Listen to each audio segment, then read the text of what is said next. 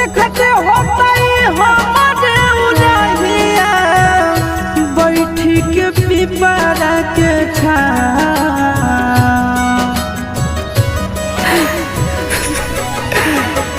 देखते होता हमारे उड़हिया बैठी के पिपरा के छाँव।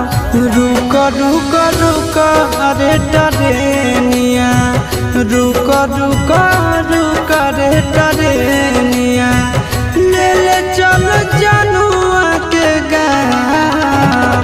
रुक रुक रुक रे टरेनिया।